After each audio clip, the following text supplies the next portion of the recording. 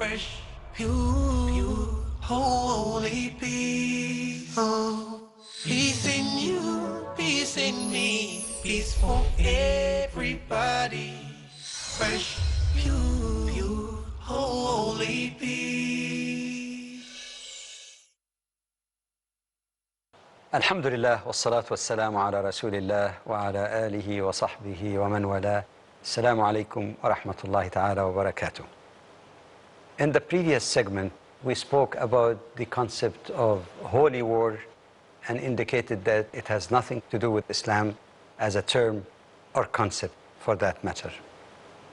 Secondly, we discussed the concept of jihad in Islam, and we said that jihad appear on variety of levels and usages in the Quran and the teaching of the Prophet Muhammad, peace be upon him.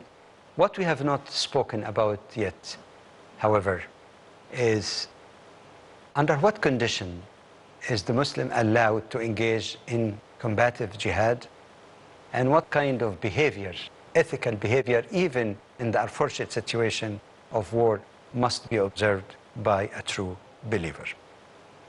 To start with, combative jihad is not supposed to be resorted to if there are possibilities of just peace. Again, the whole emphasis in the series has been the connection between peace and justice. Not any peace at any price with disregard to people's legitimate rights. So if there is any way of achieving that objective with obviously lesser costly in terms of lives and treasure, then it should be pursued. And in fact, this is quite consistent with a basic rule in Islamic jurisprudence that one should seek to achieve the better of the benefits, or if something bad inevitable, then you take the lesser of the two evils. You have to weigh between harms and benefits, and that's totally consistent with the whole philosophy and thrust of Islamic law. Why resort to bloodshed if peace and justice can be achieved in a reasonable way without resorting to violence? Secondly, if this doesn't work, or the doors are closed, people like Palestinians have been waiting for decades to get their rights, they return to their homes, but they're suffering more and more constant oppression. What can be done in case like that? This is only an example, but there are many examples of many injustices in the world in which we live, some of which has been also persistent for quite a long time. The answer here is that if we go to the Quran, and this was alluded to earlier in this series, we find that there are only two overriding reasons to make permissible the engagement of combative jihad. Just by way of reminder, the most clear-cut evidence of that is found in the second surah in the Quran, second chapter, verses 190 through 194. And again, let's remind ourselves, وَقَاتِلُوا فِي سَبِيلِ اللَّهِ الَّذِينَ يُقَاتِلُونَكُمْ وَلَا تَعْتَدُوا إِنَّ اللَّهَ لَا يُحِبُّ الْمُعْتَدِينَ. Fight in the way of Allah those who fight against you, meaning unprovoked aggression. But then it says, وَلَا تَعْتَدُوا. The word in the original Quranic Arabic could mean do not commit aggression, and it has also the meaning of exceeding the limits. That means the response must be proportionate to the injury or proportionate to the force applied against you. In other words, not 100 eyes for one eye. We're just crushing the enemy or thing of that nature. No, لا تعتدوا, don't exceed the limits or don't initiate aggression yourself against others. The second, it says fight until there is no more oppression and the religion belongs to Allah. Some people misunderstand that to mean there will be only one religion imposed. No. If this is the case, how about the ayat, the verses in the Quran that we quoted earlier about freedom of belief, freedom of practice, unto you your religion, unto me my religion? No. Meaning that there should be no more oppression for people who accepted Islam to renege on their faith. So the religion becomes a matter between the person and Allah, between the individual conscious of the person and his or her creator. There's no way here of understanding it otherwise. Otherwise, you will be contradicting the whole thrust of the teaching of the Quran. And if you look historically, you find justification for that. Because it was Muslims as a community in Mecca that were not only harassed, but tortured and killed. Some under torture, like, Yasser, the father of Ammar, a famous companion, and his wife, Sumayya, the first martyr in the history of Islam to die because she refused to renege on her faith. Bilal, the Abyssinian former slave who have been tortured in the burning heat of the sun to renege from his faith. So it was Muslims actually who were suffering. So that means you fight those who commit those aggressions, those brutalities, so that there would be no more fitna, which means trying to get people out of their faith, force them against their free choice of their faith, and religion becomes a matter of the individual decision. And by the way, deen here does not only apply to Islam, that any other deen or religion is entitled to the same protection also against religious oppression. And those who practice religious oppression are wrong, no matter what label they have for themselves or whatever faith they claim to belong to. These are the two conditions. There is no third one that I know of in the entire Quran in terms of really engaging in warfare or qital. In fact, the two conditions are very much consistent, if you recall, with what has been covered in a previous segment in this series, that the foundation and norm, the desired norm and basic rule of relationship between Muslims and people of other faith communities, all other humans even who don't confess any traditional faith, the relationship is based on the verse in chapter 60, that's verse 8, that Allah does not restrain you, O Muslims, prohibit you, with respect to those who did not fight you because of your religion or drive you out of your homes, that you should deal with them in kindness and justice. And we explained in some detail that it is more than kindness, more than justice even. And again, if you look carefully at this verse, what are you asking them to abstain from? Fighting you because of your religion, driving you out of your home. Fighting you because of your religion is the analogous of the one in the second surah in the Quran, those who commit aggression. Those who commit aggression against you. Driving you out of your homes is oppression. So the analogy for that, حَتَّى لَا تَكُونَ فِتْنَةً, what has been mentioned already in the second chapter, there will be no more oppression of people. The Quran is consistent. You look at chapter 160, anywhere in the Quran, if you understand it fairly and properly according to proper rules of interpretations, you find that the Quran never contradicts one another. The Quran does not contradict any other part of the Quran. It's totally consistent, A to Z. So that's one point to keep in mind and a condition. But even then, as people march to the battlefield, a person should not be anxious to get into the battle and should pray for peace. This is not my words. Prophet Muhammad, peace be upon him, with his companion when they were marching for legitimate, he never participated except in legitimate type of defense or fighting against oppression or aborting an imminent attack. And he noted that the companions were really like itching to get into the battlefield. You know, sometimes you get into that, lots of adrenaline. And he told them, no, لا تتمنوا لقاء العدو واسألوا الله السلامة فإذا لقيتموه فاثبتوا أو كما قال. He said to them, don't be too anxious to get into the battlefield. You get into the battlefield. And pray to Allah for peace and security. But if you have to face the enemy, i.e. if the enemy persists in its insolence and aggression, then be firm in your resistance. And by the way, what the Prophet Muhammad, peace be upon him, said was nothing more than an echo of what the Quran teaches about being desirous to fight. Fighting in itself. An example of this. One important event in the history of Muslims after they migrated from Mecca, from persecution to Medina, was the campaign of the Allies, and is known also as the campaign of the trench. That is, the Arabs gathered in large numbers, a 10,000 strong army, not only from the tribe of the Prophet, from other tribes, and they marched towards Medina, where Muslims were, in order to surround it and lay siege to it. Something happened there that the battle did not take place, and Allah, in His glory and powers, sent very, very strong winds, cold winds, that affected the army that was surrounding Medina, and that actually ultimately ended the campaign without any battle. What do you think the Quran said about that instance? Did it glorify the fact that, or express sorry or sorrow? Did the Quran express sorrow that the battle did not take place? What did the Quran say?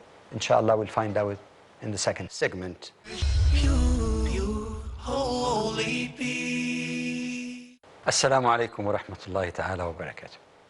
In the previous segment, we stopped at the battle or campaign of the trench, or also called the Allies, because they were allied forces of variety of Arab tribes who surrounded Medina and laid siege to that. And we said last time that the battle did not take place and they withdrew. And the question that was raised at that time, what was the attitude of the Quran towards what happened? What did the Quran say? Did it express sorrow that they did not get it, that the battle did not take place so that they would be crushed? What the Quran says, subhanallah, وَكَفَى اللَّهُ الْمُؤْمِنِينَ الْقِتَالِ وَكَفَى اللَّهُ الْمُؤْمِنِينَ الْقِتَالِ. Allah spared the believers the necessity of fighting. And we still find some people who say that Islam is a militant religion, it's itching. The Quran tells people to go and fight whenever there's any excuse or chance. In fact, it praises the fact that no battle took place. كَفَى اللَّهُ الْمُؤْمِنِينَ الْقِتَالِ. This is not the only place in the Quran where celebrating the lack of necessity to fight is mentioned in the Quran.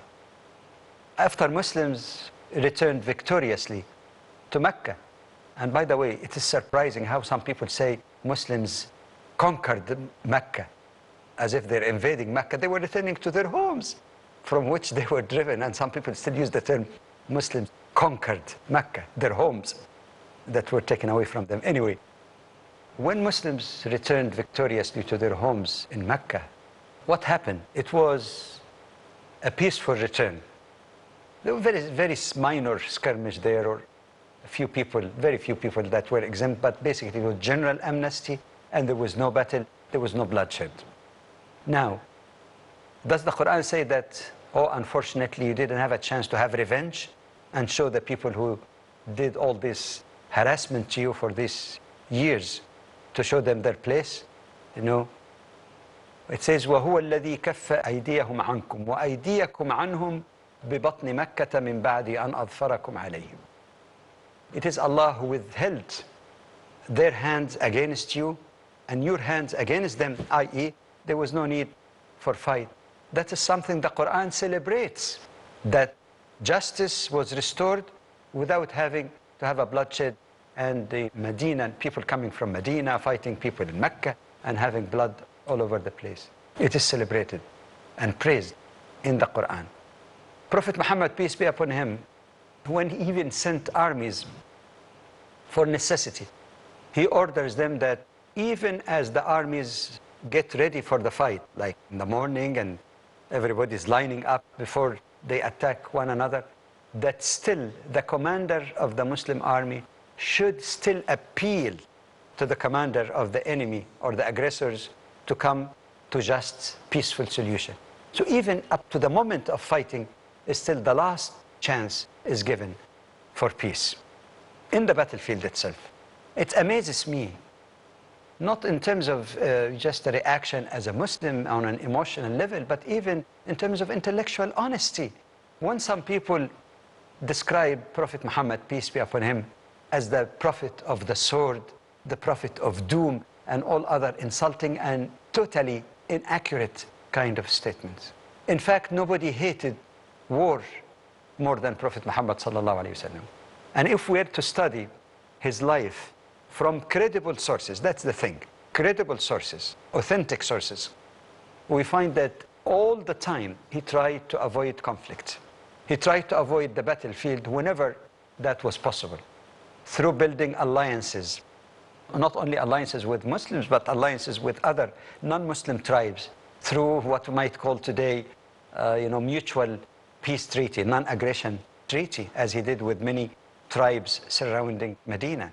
Whenever there were gatherings of armies, and he get the news that they're about to complete their gathering and attack Muslims, he marched to them to abort it. And aborting was good, because that stopped the aggression and bloodshed on both sides beforehand, before actually the war or attack on Muslims started. Nobody avoided war or revenge more than he is.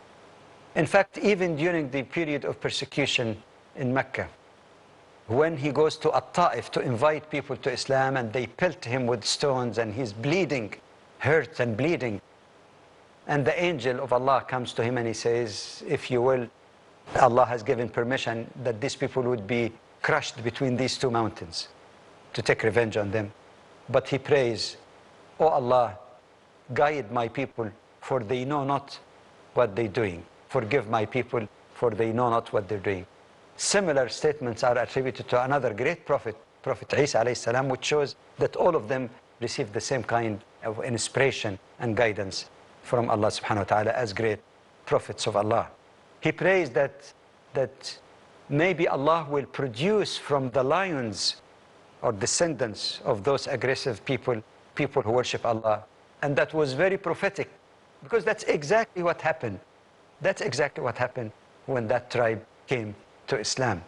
When people came to him and he says, make prayer for the destruction of Thaqif, that tribe, he says, Allahumma hdi Thaqifan wa'ti bihim.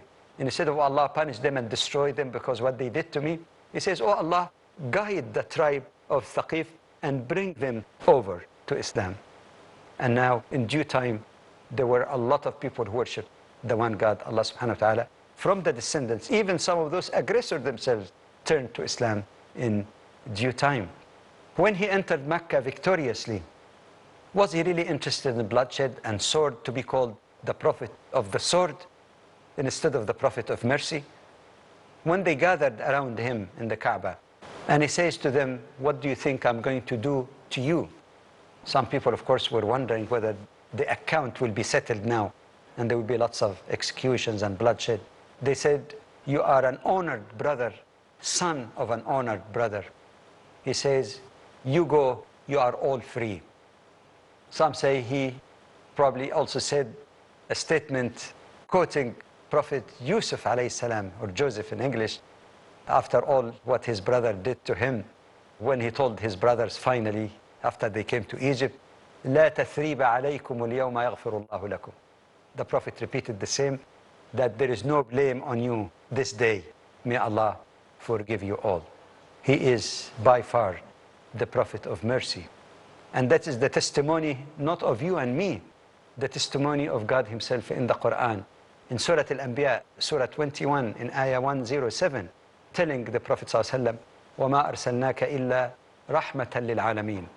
We have not sent you, O Muhammad, save as mercy to the worlds, in plural, which mean the world of human and the world of jinn, the unseen creature, because of some of them were guided to Islam, the world of animals, the world of vegetation, the world of environment, as we explained before. The teaching of the Prophet ﷺ is rahmah. He is the embodiment of the mercy of Allah subhanahu wa ta'ala, just like other great prophets before him were. This is a condition, or these are the conditions of that. Not only this, in the Quran also, we notice that the first verses that were revealed in the Quran, in Surah 22, and I think it's verse 39 and 40, that for the first time gave Muslims the right of self-defense after more than 13 years of suffering and withholding their hands, was in Medina. And actually the wording of the ayat indicate that it is not that Muslims were anxious to fight or because they had power now. It says, أُذِنَ لِلَّذِينَ يُقَاتَلُونَ بِأَنَّهُمْ ظُلِمُوا وَإِنَّ اللَّهَ عَلَى نَصْرِهِمْ لَقَدِيرٌ. Permission have been given to those who have been oppressed, or those who have been fought against, that indeed they were wronged, and that Allah is able to give them victory. So that's quite clear indication of the rationale why fighting was permitted in these circumstances. But the ethical behavior again continues during the battle and after the battle. During the battlefield, the Prophet Muhammad ﷺ forbade hurting, not only killing, hurting what we might call in modern laws non-combatants. He spoke explicitly about sparing women who are not fighting, children, old people who are weak and not doing any harm, clergy, so much for the claim of religious hatred. He says people like monks or clergy who are devoting themselves for religious, leave them alone. They're not fighting or carrying arms against you. Even people who were hired to do work, young people even, they're not carrying arms. People are employed in farming, in manufacturing, other trades. Leave them alone. That's exactly what international law today speak about non-combatants. He forbade the destruction of what we call today the infrastructure of the country. He even said you cannot cut a fruitful tree without any strategic need. You don't kill animals except as needed for food. You don't plunder. He also taught nobility if you have to go to the battlefield. He said, لا تغدروا, لا تغلوا ولا تغدروا. Ghadr means like committing treachery, which happens a lot, by the way, in many battlefields. Like tell people, oh, put your arm and you will be safe. Once they put your arm, you kill them. No, that's not permissible. You respect your word that you have given to people. Not only this, he said that even during the battlefield, if there is some inclination on the part of the enemy to come to a just peace, be inclined to it and depend on Allah. You find that in chapter 8 in the Quran. وَإِن جَنَحُوا لِلسَّلْمِ فَاجْنَحْ لَهَا وَتَوَكَّلْ عَلَى اللَّهِ. Even in dealing with individuals, as we find in Surah 9, وَإِنْ أَحَدٌ مِّنَ الْمُشْرِكِينَ اسْتَجَارَكَ فَأَجِرْهُ حَتَّى يَسْمَعَ كَلَامَ اللَّهِ ثُمَّ أَبْلِغْهُ مَأْمَنَهُ. If one of those who are rejectors of faith, but not because of rejecting and fighting against you, in the battlefield, seek refuge in you, give them refuge so that they may have a chance to listen to the word of Allah. Maybe listening to the Quran might change their hearts and their hatred to realize that they were victims of false propaganda about the Prophet and what the teaching of the Prophet really is. Now, if you look at, you cannot torture people who are captured in the field. You cannot kill people who are already injured. You cannot mutilate the body of those who are already killed in the battlefield from the enemy. I dare say that the Geneva Conventions and the warfare, the international humanitarian laws of war, did not add really that much to what the Prophet of Islam taught and insisted upon 14 centuries back. This might give us some, at least, indication that even going to the battlefield is not a free license, and it has nothing to do whatsoever with terrorism. For terrorism is to deliberately victimize the innocent, whether the victim or the culprit is an individual, an organization, or a state for that matter. May Allah subhanahu wa ta'ala guide us all and help us to see truth as truth and follow it, to see falsehood as falsehood and reject it, and to guide us throughout. Assalamu alaikum wa rahmatullahi wa barakatuh. Peace in you, peace in me, peace for everybody. Fresh, pure, holy peace. Oh, peace in you, peace in me, peace for everybody. Fresh, pure, holy peace. I feel the peace inside of me, a complete tranquility. I remember Allah, He remembers me.